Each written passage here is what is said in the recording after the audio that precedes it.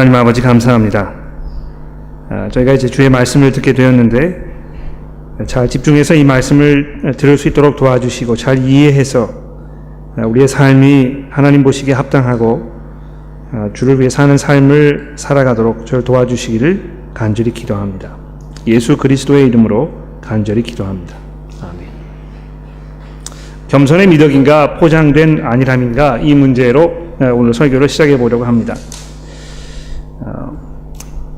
우리 한국 사람들은 어떤 그 부탁을 받으면 일단 그것을 마다하는, 이것을 미덕으로 생각하는 경향이 있습니다. 그렇지 않습니까? 이 교회에서 어떤 그 중요한 사역을 해야 하는 이제 그런 기회가 주어졌을 때 부탁을 받으면 첫 번에 이제 언뜻 이거 한다고 이렇게 하면, 야, 이게 오랫동안 하고 싶은 마음이 이제 많았구나. 얼마나 섭섭했을까 그동안 물어보지 않아서. 그래서 그렇게 생각하지 않도록, 제가 이거 어떻게 할 수 있겠습니까? 저는 뭐 힘이 부족하고 재주도 없고 도저히 할 그런 그 역량이 되지 않습니다. 이렇게 한번 미리 이렇게 운을 떼야, 그래야 이제 이 간곡한 그런 그 부탁을 받게 되는 것이고, 그러면 이제 마지 못해서 내가 하게 되는 것이고, 이렇게 해야 이제 모양새가 좋은 것으로 우리가 생각하는 성향이 많이 있다는 것입니다. 어떤 면에서 이것이 정말 그 진정한 겸손일 수도 있고, 또 어떤 면에서는 우리 한국 문화가 가지고 있는 그 어쩔 수 없는 어떤 그 삶의 모습이라고 생각이 되기도 할 것입니다. 호주 사람들은 그렇지 않거든요. 이렇게 부탁을 하면 할 수 있으면 제가 이거 할 수 있으니까 하겠다고 딱 이야기를 하고, 또 그렇지 않으면 못 하겠다고 분명히 이야기를 하는 경우가 많이 있다는 것이죠. 그래서 이 서양 분들이 이제 그 동양 사람들 만나서 이제 이야기할 때 가장 그 느끼는 어려움이 뭐냐면, 노라고 이야기를 해도 이게 정말 노인지 아니면 예스를 노라고 이야기하는 것인지 이 분간을 하기가 아주 어렵다는 것입니다. 그래서 2번 물어보고 3번 물어보고 정말 그렇게 이야기하는 것인지 자꾸 확인을 해봐야 되는 그런 상황이 벌어지게 되는 것입니다. 이 교회 안에서도 그런 상황이 벌어지는 이런 일이 있을 수 있다는 것이죠. 그러나 성경이 분명히 이야기하지 않습니까? 아니면 아니라고 이야기하고 예라면 예라고 이야기하고 의사 표현을 분명히 해서 이렇게 나가라고 이야기하고 있습니다.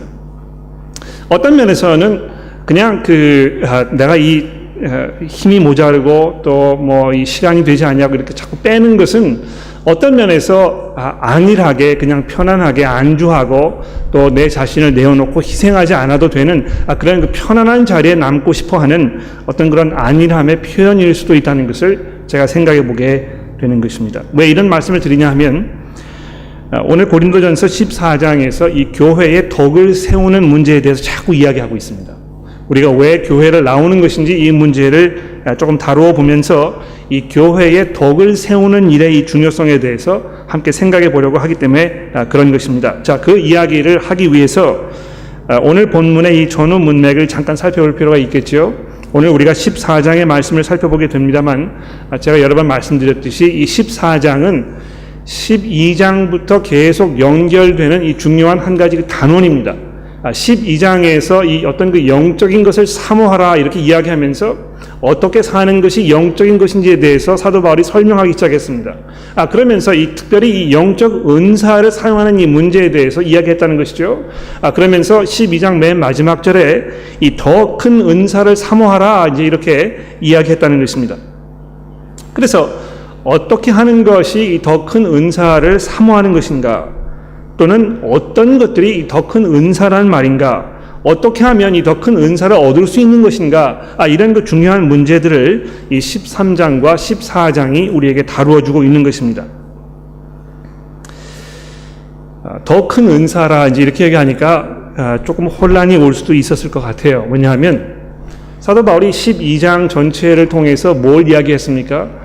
교회 안에서는 모든 사람들이 중요한 지체이고 모든 사람들이 중요한 역할을 하는 것이고 그 어느 하나도 필요 없는 부분이 없다고 이렇게 이야기하고 있었습니다. 또 우리가 이 약하다고 생각되는 부분은 오히려 우리가 더 세워주고 더 높여주고 더 보호해주고 더 중요하게 생각하는 그것이 아주 마땅한 일이라고 사도 바울이 이야기했는데, 갑자기 맨 마지막 절에 와서 그러나 여러분들이 더 큰 은사를 사모하십시오. 그것을 추구하십시오. 그것을 얻기 위해서 최선의 노력을 다하십시오. 이제 이렇게 이야기하니까 마치 지금까지 사도 바울이 이야기했던 것을 다 뒤집어 엎는 것처럼 이렇게 생각이 될 수가 있다는 것입니다. 그러면서 더 나아가서 13장에서 이 사랑에 대해서 사도 바울이 이야기하지 않습니까? 은사를 사용하는 데 있어서 더 큰 은사를 우리가 사도록 추구해야 될 텐데, 더 큰 은사가 무엇인가 이야기하기 이전에 뭘 이야기하고 있습니까?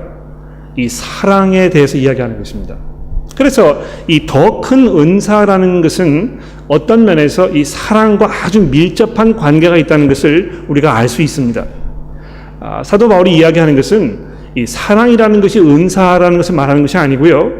은사를 사용하는 데 있어서 가장 좋은 방법, 좋은 길, 이것이 사랑이라고 이야기하는 것이고요. 그리고 이 사랑이라는 것이 어떤 것이 정말 중요한 더 큰 은사인가를 결정하는 데 있어서 아주 중요한 그 역할을 한다는 것을 이야기하고 있다는 것입니다. 자, 그렇게 해서 그 내용을 좀 더 자세하게 구체적으로 설명하기 위해서 오늘 사도 바울이 이 방언과 예언, 이것을 예로 들어서 14장에서 설명을 해주고 있습니다. 한번 그 말씀을 잘 한번 읽어볼까요? 14장 2절 말씀부터 우리 천천히 한번 읽어봅시다. 방언을 말하는 자는 사람에게 하지 아니하고 하나님께 하나니. 여기 이제 말하는 이 방언이라는 것은 아마 사람들이 알아들을 수 없는 어떤 천상의 그런 언어 이런 걸 이야기하겠죠. 이것을 말하는 사람은 사람에게 하는 것이 아니고 하나님께 하는 것이다. 이제 사도 바울이 이렇게 시작하고 있어요. 그런 면에서 이 방언이라는 것이 아주 중요하고 또 그 의미 있는 그런 일이라고 분명히 말하고 있는 것입니다. 여러분 우리 교회에서 방언하는 것을 자꾸 이렇게 억제하고 억누르고 그런다고 생각하시면 그것은 오해입니다.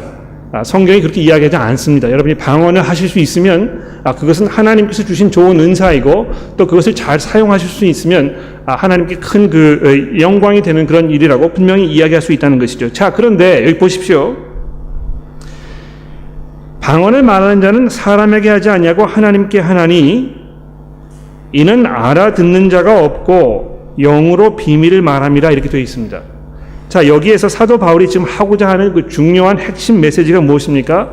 방언을 이야기하게 되면 알아듣는 사람이 없다는 것입니다. 예?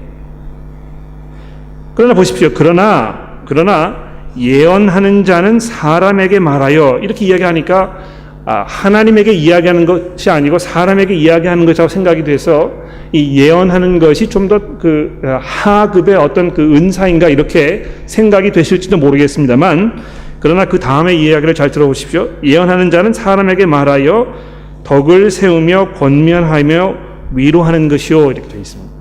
그래서 방언이라는 그 은사와 예언이라는 은사를 이렇게 비교하면서 그것이 어떤 역할을 교회에서 하고 있는지 이것을 지금 설명하고 있다는 것입니다. 방언하는 것은 그냥 한 사람이 하나님께 하는 것이지만, 예언이라는 것은 모든 사람들의 덕을 세우기 위해서 공통적으로 사용될 수 있는 은사라고 이야기하고 있다는 것입니다. 자, 그러면 제가 한번 퀴즈를 내볼까요? 지금 사도 바울이 이야기하는 더 큰 은사는 이 둘 중에서 무엇이 되겠습니까? 또 넘어가 봅시다. 4절 하반절입니다. 4절입니다. 방언을 말하는 자는 자기의 덕을 세우고 예언하는 자는 교회의 덕을 세우나니 나는 너희가 다 방언을 말하기를 원하나 특별히 예언하기를 원하노라. 만일 방언을 말하는 자가 통역하여 교회의 덕을 세우지 아니하면 예언하는 자만 못하니라. 자, 이렇게 되어 있습니다. 여러분, 이 구절을 잘 읽어보시게 되면 사도 바울이 이야기하고자 하는 그 의도가 무엇인지를 우리가 분명하게 이해할 수 있다는 것입니다. 뭘 이야기하러 하는 것입니까? 방언하는 것이 어떤 개인이 하나님께 하는 이야기이기 때문에 그 사람의 덕을 세울 수 있을지는 모릅니다만 그것이 교회에 아무런 도움이 되지 않는다는 것입니다.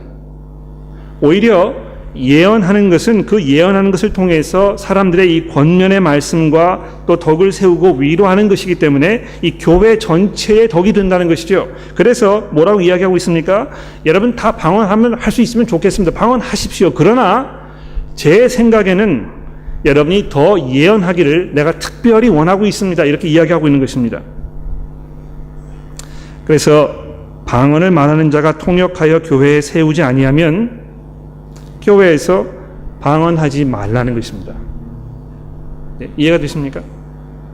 여러분 그 방언하실 수 있는 그런 은사를 가지고 계시는 분들이 저희 교회에 계시는지 모르겠어요. 여러분이 뭐 그 은사를 사용하실 수 있는 그런 기회가 많이 없었거나 또 여러분 나름대로 이 교회에서 이걸 이렇게 강조하지 아니하기 때문에 이거 뭐 내가 사용하지 말아야 되겠다 이렇게 생각하시는 분들이 계실지 모르겠습니다. 그런데 사도 바울이 지금 이야기하고자 하는 것은 방언이라는 은사를 아예 사용하지 말라고 이야기하는 것이 아니고 이것을 교회의 덕을 세우는 방법으로 사용하는 그 길에 대해서 지금 이야기하고 있는 것입니다. 이것은 그 방언의 은사라든지 어떤 예언의 은사에만 적용되는 것이 아니고 하나님께서 우리에게 주신 모든 은사들을 사용하는 데 있어서 공통적으로 적용되는 아주 중요한 원칙이라는 것입니다. 뭘 해가지고 이것이 내 개인의 신앙에 도움이 되고 그것을 해서 내가 성장하게 되고 내가 더 성숙하게 되고 내가 더 하나님을 찬송하게 되고 내가 더 하나님과 깊은 관계 속에 들어가게 되고 이렇게 할 수 있습니까? 좋습니다. 그런 은사를 하나님께서 여러분에게 주셨으면 그거 그렇게 가지고 계시면 되는 것인데요. 이것이 교회로 모였을 때 이런 상황 속에서는 아무런 도움이 되지 않는다는 것입니다. 정말 중요한 것은 내가 어떻게 교회에 덕을 세울 것인가 이것을 원칙으로 해서 우리의 은사를 사용해야 한다는 것입니다. 자, 여러분 그 옆에 계시는 분들과 함께 이 덕을 세운다는 말의 의미를 조금 설명해 보십시오. 성경이 사도 바울이 덕을 세운다 하는 이야기를 지금 여러 번 하고 있는데요. 여러분 이 덕을 세운다는 말이 무슨 말입니까? 한번 이야기해 보시겠습니까?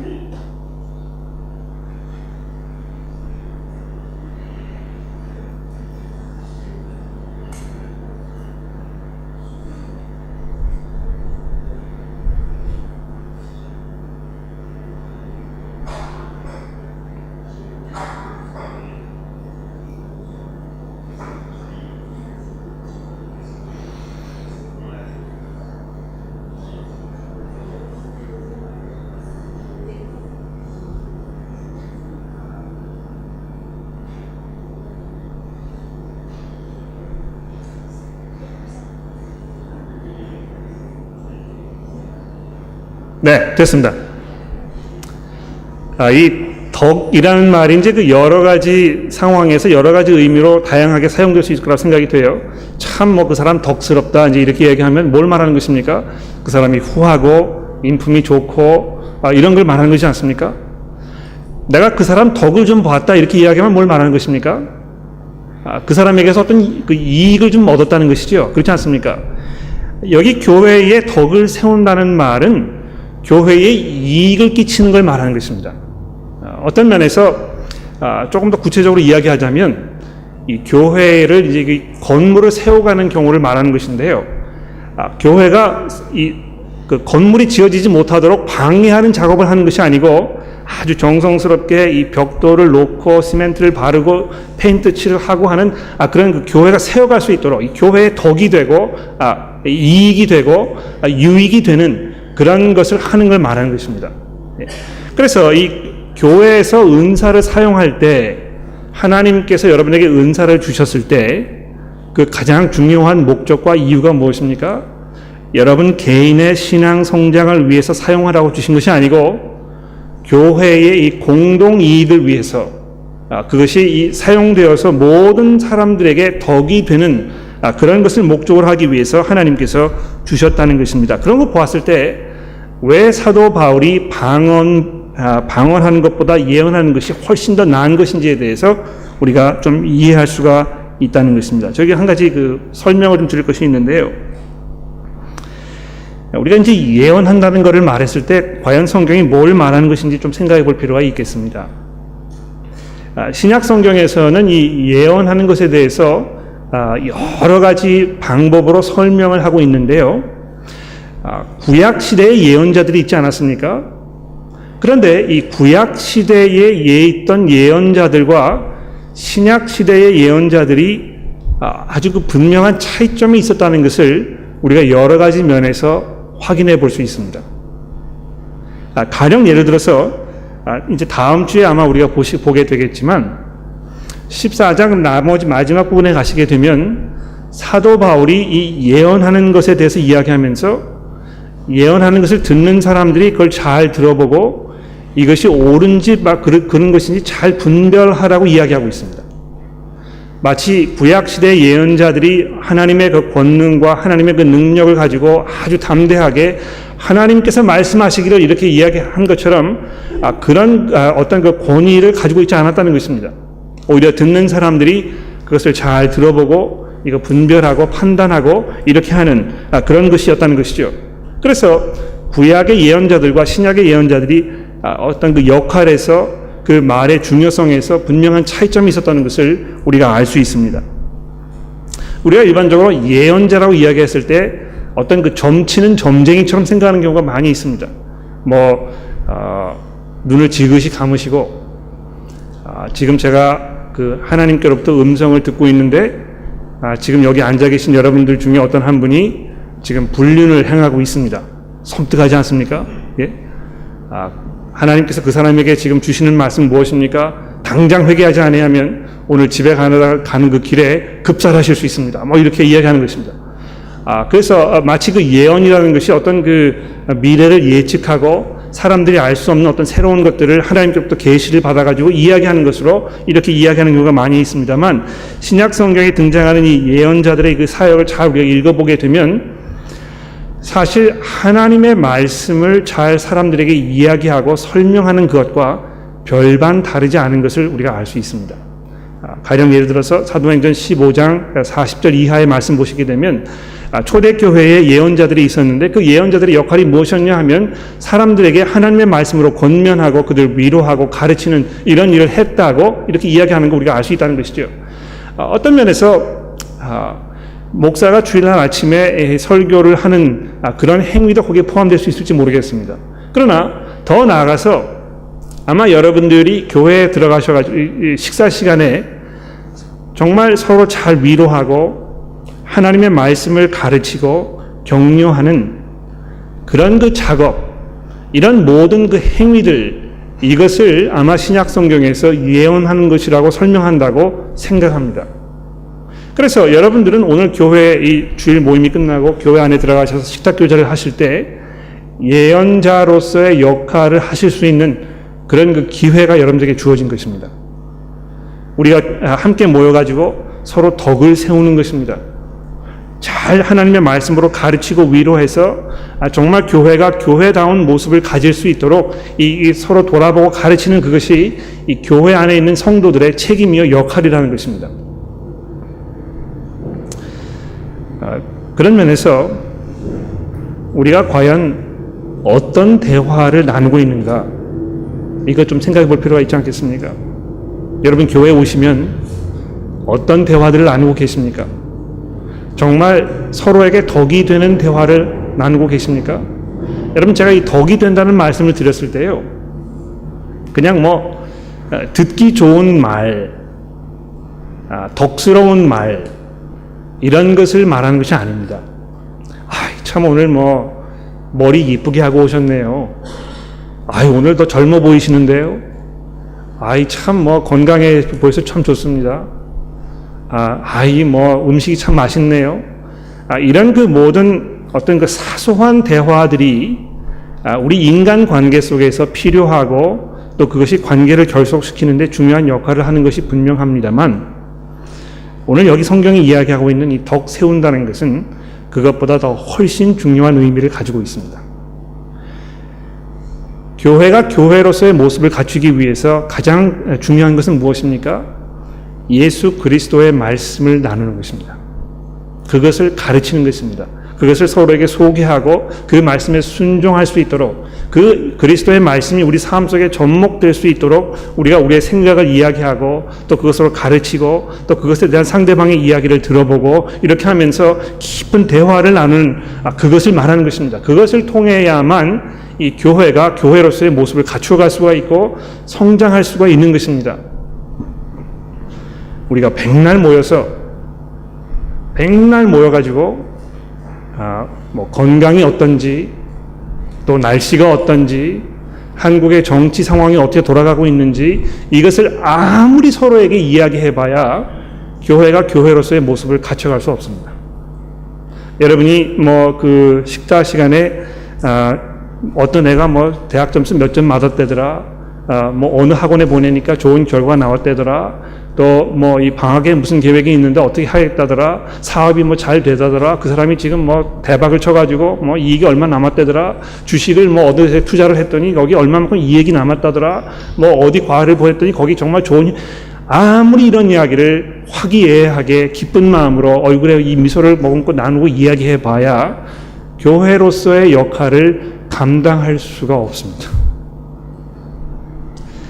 우리가 정말 하나님의 말씀을 서로 나눌 수 있는 그런 대화가 우리 가운데 있어야 될 것입니다. 그것이 예언하는 것입니다. 두 번째로, 왜 예언하는 것이 방언하는 것보다 더 중요한 것입니까? 6절 말씀해 보십시오. 그런즉 형제들아, 내가 너희에게 나아가서 방언으로 말하고 계시나 지식이나 예언이나 가르치는 것으로 말하지 아니하면 너희에게 무엇이 유익하리요? 혹 필이나 검은 거와 같이 생명이 없는 것이 소리를 낼 때에 그 음의 분별을 나타내지 아니하면 필이 부는 것인지 검은 거를 타는 것인지 어찌 알게 되리요? 만일 나팔이 분명한 소리를 내면 누가 전투를 준비하리요? 이와 같이 너희도 혀로서 알아듣기 쉬운 말을 하지 아니하면 그 말하는 것을 어찌 알리요? 이는 허공에다 말하는 것이라. 자, 여기 보시는 대로 이 9절 말씀이 핵심입니다. 너희도 혀로서 알아듣기 쉬운 말을 하지 아니하면 그 말하는 것을 어찌 알겠느냐? 이는 허공에다 말하는 것일 뿐이라. 다시 말해서 지금 알아들을 수가 없으면 아무런 소용이 없다는 것입니다. 방언하는 것이 하나님께서 주신 그 중요한 은사이고 이것을 잘 사용했을 때 교회에 좋은 이익이 되는 것 분명합니다만, 그 방언을 아무도 알아들을 수가 없으면 아무런 소용이 없다는 것입니다. 교회에서 그거 하지 말라는 것입니다.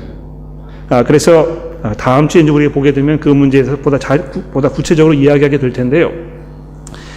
여기 이제 중요한 원칙이 있는 것입니다. 원칙이 무엇입니까? 알아들을 수 있는 이것이 얼마나 중요한 것인지 모른다는 것입니다. 이건 뭐 설교하는 설교자에게도 우선 1차적으로 적용이 되는 것 같아요. 설교하는 설교자가 지금 앞에서 하는 이야기가 무엇인지 알아들을 수가 없으면 저 이제 설교를 그만하고 내려가서 앉는 편이 훨씬 더 교회에 유익할 것입니다. 여러분, 제가 지금 여러분에게 드리는 말씀을 잘 이해하고 계십니까? 이게 잘 소화가 되고 계십니까? 그 의미가 분명하게 전달이 되고 있는 것입니까? 그렇지 않다면 아마 여러분이 손을 들으시고, 목사님, 도저히 안 되겠습니다. 더 이상 저희가 참을 수가 없는데 조금 앉아주시는 것이 더 교회에 유익하겠습니다. 이렇게 이야기하셔도 괜찮아요. 왜 그렇습니까? 성경이 그렇게 이야기하기 때문에 그런 것입니다. 그래서 교회 안에서 우리가 무슨 사역을 하든지 간에 사람들이 알아들을 수 있는 이것이 얼마나 중요한 것인지 모릅니다. 오늘 이 합창단 여러분들 나오셔서 찬양을 잘 하셨는데요. 이분들이 예를 들어서 지금 프랑스어로 찬송을 했다고 해보십시다. 아무도 알아들을 수가 없습니다. 음악은 참 아름답고 훌륭합니다. 그러나 그런 경우라면 교회에 아무런 도움이 되지 않는다는 것입니다. 또 교회 앞에 나오셔서 기도를 하고 계시는데요. 그분이 갑자기 방언으로 막 기도를 하고 계신다는 것입니다. 그러면 제가 일어나서 그분 옆에 가셔서 그만하시라고, 앉으시라고 제가 분명히 그렇게 이야기할 것입니다. 그러므로 여러분 나와서 기도하실 때 방언하기 원하시면 미리 저에게 이야기하세요. 그러면 통역할 수 있는 분을 제가 붙여드릴 것입니다. 그렇게 하지 않으면 하지 말라는 것입니다. 왜냐하면 아무에게도 도움되지 않기 때문에 그렇다는 것입니다. 보십시오. 11절에 보십시오. 그러므로 내가 그 소리의 뜻을 알지 못하면 내가 말하는 자에게 왜곡인이 되고 말하는 자도 내게 왜곡인이 되니 그러므로 너희도 영적인 것을 사모하는 자인즉 교회의 덕을 세우기 위하여 그것이 풍성하기를 구하라. 이건 뭐 제가 항상 그 마음속에 가지고 있는 어려운 점 중에 하나입니다. 저희 교회가 병합을 해서 우리 한국 회중도 있고 영어 회중도 참 많이 있습니다. 연합 모임을 하게 되면 11시 반 회중에 있는 많은 교우 여러분들께서 마음속에 부담을 가지게 되고 참여해도 좀 이렇게 허전하고 또 소외되는 그런 느낌을 많이 받지 않으시나 그런 생각을 많이 하게 됩니다. 실제로 뭐 지난 주일날 이제 우리가 그 연합 모임을 잘 가졌는데 거기에서도 이제 대부분의 경우에 많은 그 순서들이 영어로 진행이 되었고 물론 설교했을 때 우리 서 선생님께서 통역을 잘 해주셨습니다만 그 나머지 부분에서 그렇지 않았기 때문에 아마 여러분들이 오셨을 때 소외되고 이렇게 되셨을 거라고 제가 생각이 됩니다. 이 언어가 소통이 되지 아니하고 상대방이 무슨 이야기를 하고 있는지 우리가 이야기할 수 없으면 관계하는 데 있어서 그만큼 어려운 것이고 그만큼 교회가 교회로서의 모습을 갖춰가는 데 있어서 큰 장애물이 되는 게 분명합니다. 우리가 함께 복음 안에서 하나가 되었다는 그 연합된 모습을 우리가 자꾸 강조하는 것이 중요합니다만 또 동시에 이 언어의 장벽으로 인해서 교회가 교회로서의 어떤 그 서로 격려가 돌아보는 역할을 하지 못하는 그것에 대한 안타까움이 저도 있다는 것을 여러분에게 말씀을 드리고 싶군요. 그런데 여기 잘 보십시오. 12절에 보시게 되면 사도 바울이 아주 중요한 이야기를 하고 있습니다. 그러므로 너희들도 영적인 것을 사모하는 사람들인즉, 즉 다시 말해서 여러분도 정말 그 영적인 교회의 모습을 갖추어 가기를 아주 간절하게 기대하고 있으니까 어떻게 하라고 이야기하고 있습니까? 교회의 덕을 세우기 위하여 그것을 구하라는 것입니다. 교회에게 덕을 세울 수 있는 것을 구하라는 것입니다. 여러분이 교회의 덕이 되는, 교회를 덕을 세울 수 있는 그 일을 하라는 것입니다. 발을 빼지 말고 어떤 그 겸손의 미덕이라고 해서 이렇게 발을 자꾸 빼지 말고 내가 어떻게 하면 형제 자매를 잘 섬기고 그 형제 자매를 잘 세워주고 그 말씀으로 잘 가르쳐주고 격려할 수 있을까? 이것을 깊이 연구하고 생각하고 또 거기에 최선의 노력을 다 하라는 것입니다.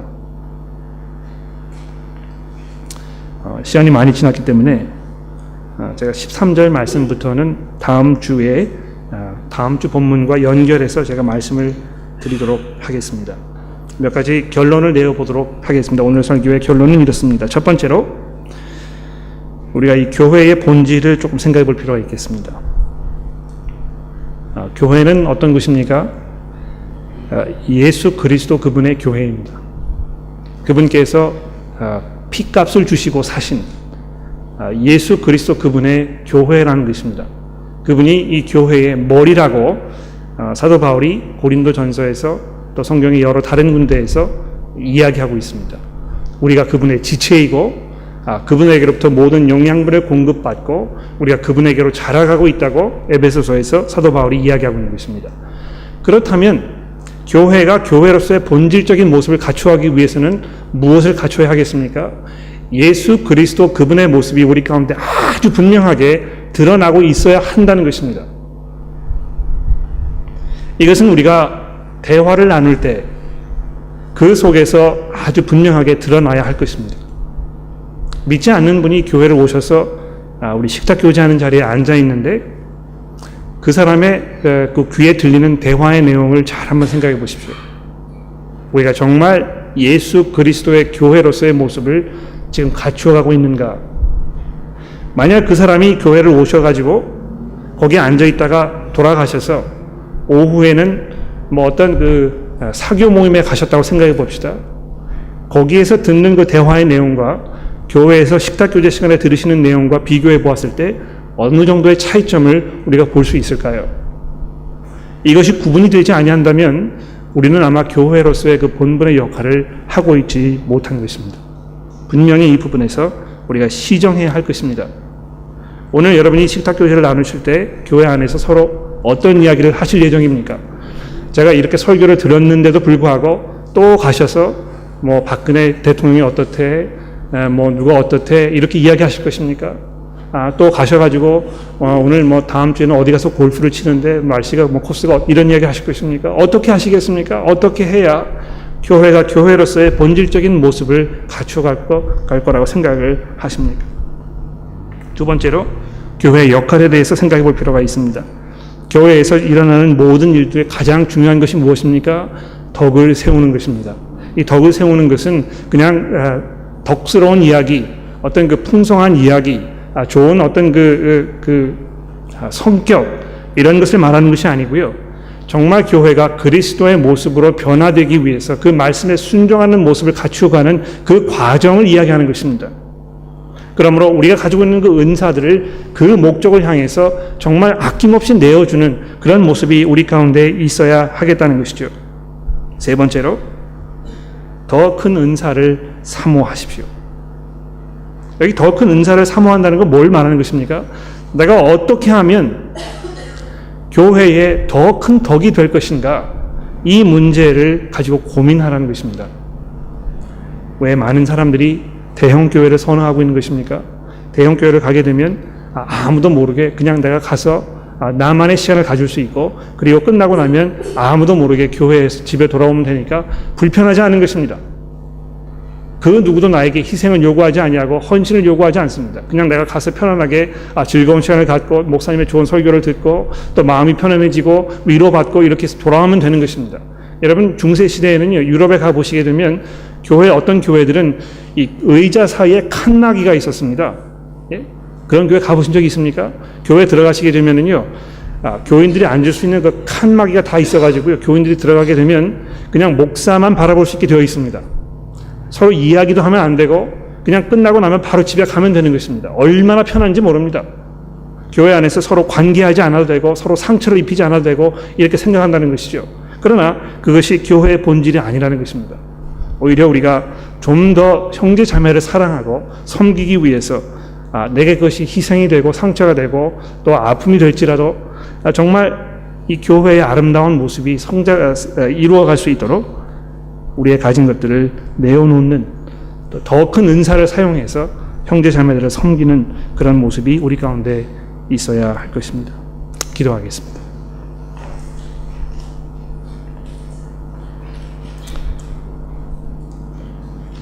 하나님 아버지, 저희가 정말 예수 그리스도 그분의 모습을 닮아가기를 원합니다. 우리가 교회로서 그 모습을 갖추어가기를 원합니다. 우리가 교회로 모였을 때 우리 가운데 이곳이 예수 그리스도께서 피로 값을 주시고 사신 그런 교회임이 분명하게 드러나기를 원합니다. 하나님 저희들 도와주시고 인도하여 주셔서 우리가 정말 형제자매를 하나님의 말씀으로 가르치고 사랑하는, 이끌어주고 돌아보며 위로하여 주고 가르쳐주는 그런 모습을 더 잘 갖추어 갈 수 있도록 저희를 도와주시기를 간절히 기도합니다. 예수 그리스도의 이름으로 기도드렸습니다.